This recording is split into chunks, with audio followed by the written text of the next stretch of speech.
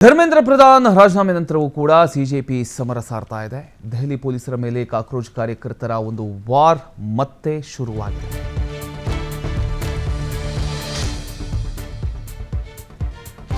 ಧರ್ಮೇಂದ್ರ ಪ್ರಧಾನ್ ರಾಜೀನಾಮೆ ನಂತರ ಕೂಡ ಸಿಜೆಪಿ ಸುಮ್ಮನಿರ್ತಿಲ್ಲ, ಮತ್ತೆ ಸಮರ ಸಾರ್ತಾ ಇದೆ. ದೆಹಲಿ ಪೊಲೀಸರ ಮೇಲೆ ಕಾಕ್ರೋಚ್ ಕಾರ್ಯಕರ್ತರು ಈಗ ವಾರ್ ಮಾಡೋದಕ್ಕೆ ಮುಂದಾಗಿದ್ದಾರೆ. ಲಾಠಿ ಚಾರ್ಜ್ ಮಾಡಿರತಕ್ಕಂಥ ಪೊಲೀಸರ ಮೇಲೆ ಎಫ್ಐಆರ್ ಫೈಲ್ ಮಾಡೋದಕ್ಕೆ ಸಜ್ಜಾಗಿದೆ.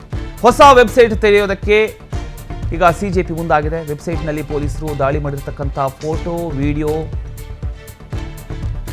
ಎಲ್ಲರೂ ಶೇರ್ ಮಾಡಿ, ಬಳಿಕ ವಿದ್ಯಾರ್ಥಿಗಳಿಗೆ ಲಾಠಿ ಚಾರ್ಜ್ ಮಾಡಿರ್ತಕ್ಕಂಥ ಒಂದು ಪೊಲೀಸರ ಗುರುತನ್ನು ಪತ್ತೆ ಹಚ್ಚಿ ಆ ಪೊಲೀಸರ ವಿರುದ್ಧ ಎಫ್ಐಆರ್ ದಾಖಲಿಸೋದಕ್ಕೆ ಈಗ ಸಿಜೆಪಿ ಸಜ್ಜಾಗಿದೆ.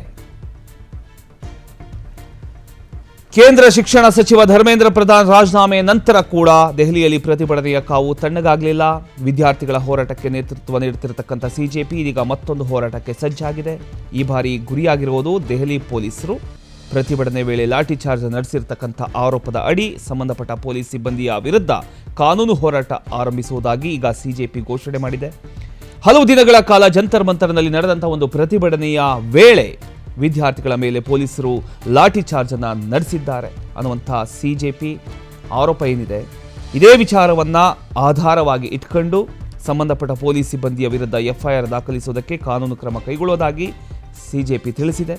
ಇದಕ್ಕಾಗಿ ವಿಶೇಷ ವೆಬ್ಸೈಟ್ ಅನ್ನ ಕೂಡ ಶುರು ಮಾಡೋದಕ್ಕೆ ಸಿಜೆಪಿ ಈಗ ಮುಂದಾಗಿದೆ.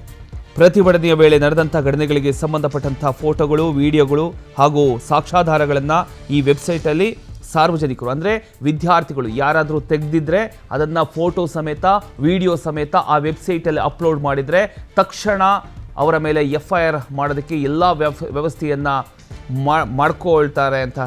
ಮಾಡ್ಕೊಳ್ತೀವಿ ಅಂತ ಕೂಡ ಸಿಜೆಪಿ ಹೇಳ್ತಾ ಇದೆ. ಅದ್ರ ಜೊತೆಗೆ ಬೈ ಚಾನ್ಸ್ ಎಫ್ಐಆರ್ ಆಗಲಿಲ್ಲ ಅಂದರೆ ತಕ್ಷಣ ಇಡೀ ದೇಶದ ಲಾಯರ್ಸ್ಗಳು ನಮ್ಮ ಜೊತೆಗಿದ್ದಾರೆ. ಮುಂದಿನ ನಿರ್ಧಾರ ಯಾವ ರೀತಿ ಕೈಗೊಳ್ಳಬೇಕು ಅದನ್ನು ಕೈಗೊಳ್ತಾರೆ.